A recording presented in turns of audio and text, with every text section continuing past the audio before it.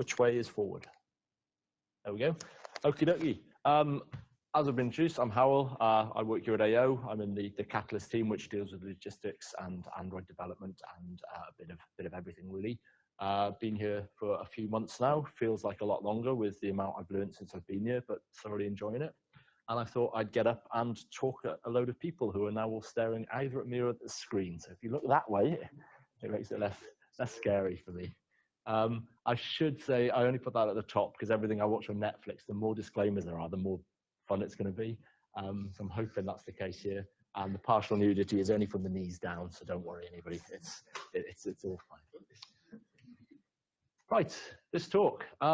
It should take about 10 minutes. It's about estimation. So that in itself is an estimate. Does everybody understand now what I'm going to be talking about?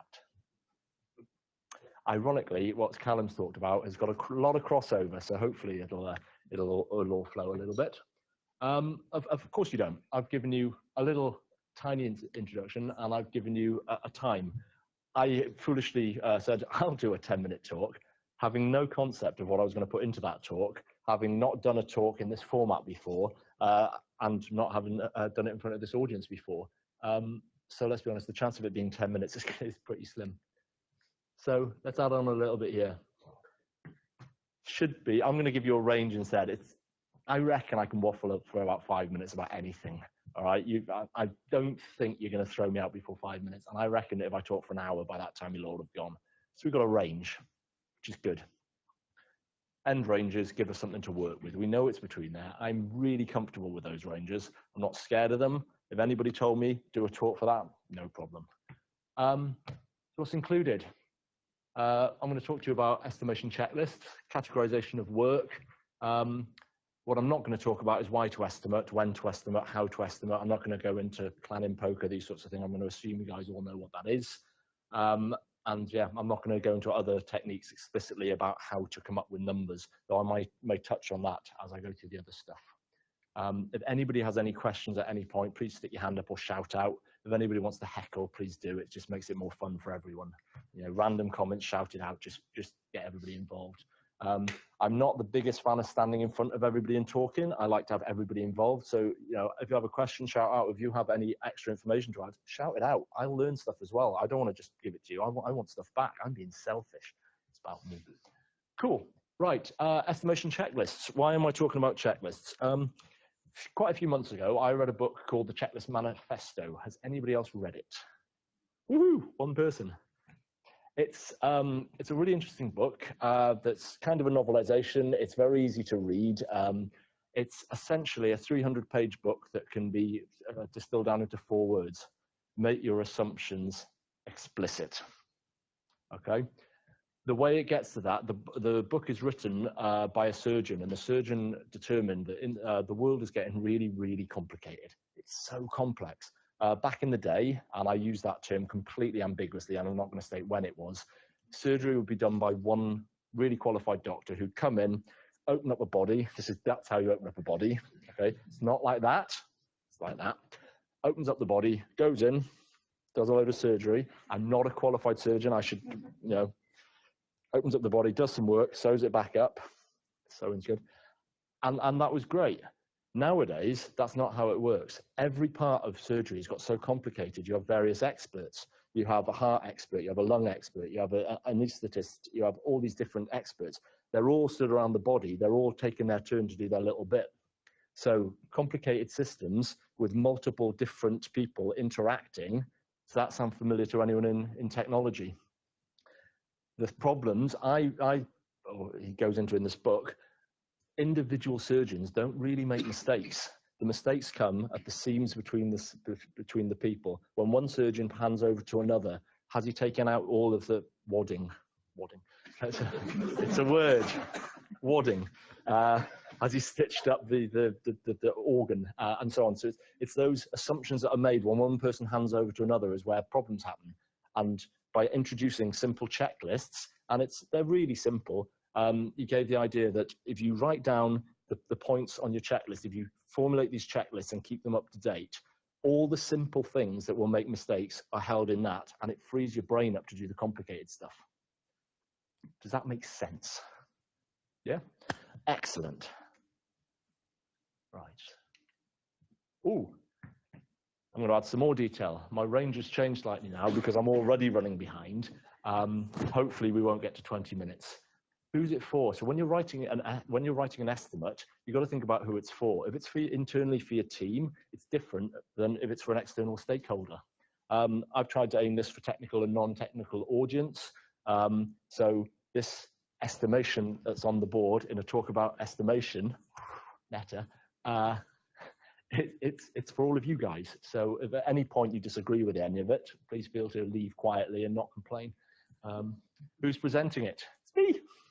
I'm presenting this talk. It's a little bit off the cuff. It's probably going to be a little bit shoddy in places. But I guarantee you, if anybody else did this talk, it would take a completely different amount of time. So that estimate would become completely invalid because it's a different person. How does that work in real life? When you get given a piece of work and someone comes over to you and goes, oh, I've got this thing for you to build, how often do you say, is it the whole team? Is it one person? Is it my team? Is it a team that's gone through 50 iterations together in 2 years and has a constant velocity? Or is it a brand new team where we have no idea? Does anyone ask that question before they make their estimate? And I'm willing to bet that they don't. So it's really important. As you can probably tell, I'm going to keep adding to this list. The really important bits on here, if it's a bit small to read, I apologize, is the questions. Which questions do you need to ask to elicit the information to make your range smaller? It really, really helps. As well as helping to reduce your range, you'll also find that your requirements will be firmed up because you're asking the questions that might not have had answers up front and people might not have thought about them.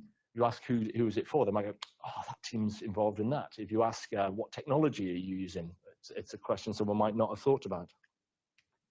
So we go on to the next one. This is getting rather small now, I apologize.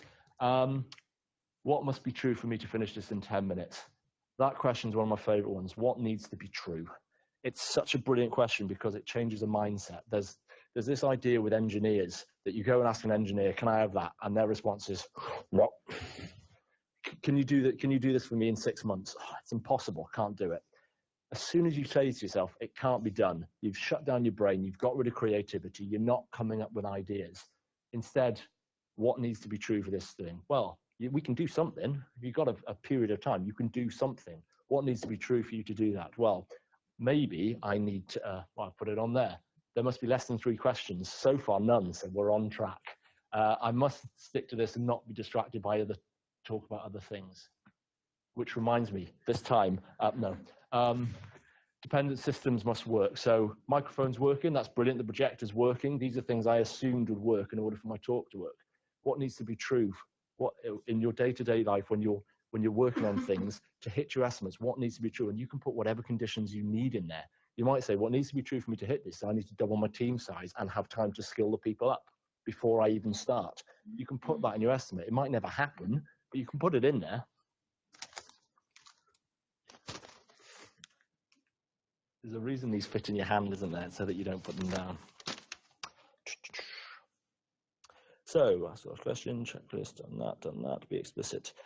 Yeah, so it's a lot of it. It's being explicit with your assumptions. Assumptions happen, as Callum alluded to. People make assumptions. They also make omissions. You forget about things. Say, oh, can you build me this? Yeah, sure. Oh, I also meant this bit. Oh, I also thought I didn't think about that bit. Oh, we just need to create an API. Oh, I forgot about the security part of it. It's these bits that you forget to add in up front. You can put questions in there, so you make it explicit what you included. You make your assumptions explicit. Any concerns you have. So this is quite, again, it's almost the opposite of the what needs to be true. So for me, my concern about this time is I've never deployed this talk into a live environment before. I've only tested it. So how do I know it's 10 minutes? I have no idea. It's the first time I've tried this format, so it's brand new to me. I don't know if it's going to work. I don't know if you guys are enjoying it. I'm getting so much feedback. We are. Yay. Good. I didn't see who that was. I'll give you that. I'll have money for you later. Then when you get to the end, you can come out with ranges. Now, there's different ways you could do this. You can put multiple ranges. I mean, I've put low, medium, and high as my confidence there. That's completely ambiguous, and who knows what that means. But you could define that somehow. Say, I'm I've got low confidence in finish this in 10 minutes now. Let's be honest, I've been talking for 7 minutes already and we're not even halfway through. I've got medium confidence in 20 minutes, so that's good. And I've got really good confidence that we'll finish in under an hour. So the food's there, it's been kept warm, don't worry, we will get there. You can do it that way with having confidence levels, or if you want, you could split these into three different answers to your questions with different assumptions on each of them. So you could have an assumption saying, for it to be 10 minutes, this needs to be true, these are my assumptions. For it to be half an hour, these needs to be true, these are my assumptions. And for an hour, it's that. You're making these explicit ideas and you're presenting them. By doing that, you'll get such a clearer idea in your head of what you're doing, and you give people the option. You might hand it over to a PM and they'll go, well, actually, we know people aren't available, so we'll have to go for that one. Or they might go, yeah, well, speed is the only thing we care about, let's go for that one. Or they might say, in fact, we need to drag this out a little bit for whatever reason, or it can't start or whatever, so let's go for that one. Okay, half time. So let's estimate again. I've taken 8, do anyone know when I started? 8 minutes so far to do half of a 10-minute tech talk. So I'm assuming it's going to be 16 minutes now. It's a little bit jokey, but these things are not set in stone. You don't go, here is my estimate and I stand by that forever. You say, this is a working document. If any of those conditions are broken, if anything changes, as your knowledge increases, your estimate becomes better. The old waterfall idea of let's estimate right at the start of a project when we know nothing and then work for 6 months and not come back to it, it doesn't work. We know that. Some people will be looking at us and say, oh, it's not very agile, you're doing this upfront work. But these checklists, they don't need to take a long time. You get a series of questions. They're your questions. You own these questions as a team. You figure out what works for you, what doesn't. It might be that you add them and remove them, put them through your retro process or whatever. Come up with the questions, and by going through that list of questions, it will really speed up how you verify other estimates. Before we go on to that, no, well, speed up, we haven't got time. I was going to do a mid-talk activity. I've sat on those bleachers, and I know quite a lot of you at the moment don't have any feeling on either side of your bum cheeks. So if everyone stands up quickly, do a little wiggle. Let's have a sit down. Does everybody feel better? Yeah. Excellent. They look nice, these bleachers. They're very practical, but they're not the most comfortable. Right, where have we got to? Okay, so that's the end of the checklist part. Is there any questions at that point? Yes? Do a trial run on this before you present it to us. I did. It's meant to feel off the cuff. In fact, it's completely planned and scripted. Do you think that sometimes people need to be reminded that they're not doing open heart surgery? Yes. They're just doing IT or whatever it is. Because I think sometimes people can get so drawn into what if my estimate's wrong and etc. when actually, indeed, those surgeons, it does matter, but for us perhaps it's less. Exactly. Who is it for? What's the estimate for? If the estimate is for inside the team and it makes no difference, then fine. If it's for something where it's time critical and real things rely on it, then it's completely dependent on what the estimate's for. But yeah, I agree. People do get hung up on it. Does that answer your question? Anybody else? No. Right, categorization of work. So this is this is 4 estimation parts. This weird looking amoeba type thing on the screen is called Cynefin. Has anyone heard of Cynefin? 52 people, well done you lot. My estimate might be out there. Cynefin is a way of categorizing work. Not all work is equal. So why would we estimate it all in the same way? The basic idea of Cynefin is Cynefin's a Welsh word. I'm Welsh, so I love it even more because Welsh people are proud to be Welsh. It means habitat, so it's an area you put it in. You've got 4 or 5 sections: obvious, complicated, complex, chaotic, and disorder in the middle. Until you decide where to put a piece of work, it would exist in disorder, and you try and put it into these bits of work. The idea being that you wanted to move this way around the circle with a little thing that it can actually jump across from obvious back into chaotic if you're not careful. So what is it, each section? This framework's used for many different things. This is my take on how it can be used for estimation. It's not what it was designed for, but I'm kind of shoehorning it in here. My idea is that this side of the line you can estimate, this side of the line you can't estimate, or you can't estimate without a lot of assumptions and a bit of work. In terms of estimating, I'm thinking of obvious stuff as stuff that's understood. So for this, I have a really complicated, high-tech bit of equipment, and I will need a volunteer from the audience, preferably someone at the front. Come on up. Right. Hello. Hello. Oh, nice one. How big is that pen? About that big. In terms of centimeters, what would be your guess? Don't know, about 4 inches. 4 inches. I was working in centimeters, but 4 inches is about right. It's that classic of a NASA thing. It's actually 9.25 centimeters. I didn't measure it. I made that up, but who knows? So thank you. Let's have a round of applause for our fantastic assistant. This one you can all do, okay? My other bit of equipment. We know this is 9.2. That was a bit complicated. We had to actually think about it to measure it and come up with an idea. How big is this pen? Anybody? Boom. Why would you think that? It's got a different color lid. You're making an assumption, but it's quite a good assumption. They're very similar. We already know that this is that. So why wouldn't we do that? That's obvious stuff. If you've done it before, if it's really similar to what you've done before, if you understand it, you know what you're doing, it's obvious, you can make really, really good estimations on that because it's obvious. That used to be called simple. In terms of estimation, I think of complicated as an array of obvious stuff. There's a lot of it, but it all can be broken down into simple stuff.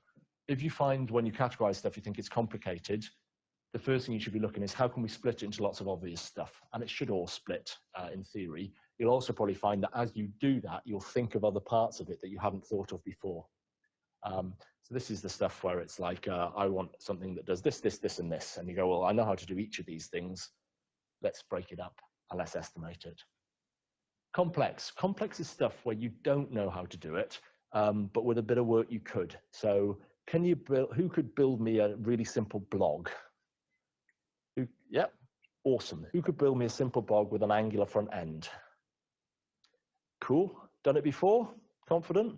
Who could do the blog with the angular front end, integrating with Fortran? Why not? Because it's not something we do all the time. It's still a simple thing, but there's that one little bit of complexity. You can't estimate it now, you have no idea.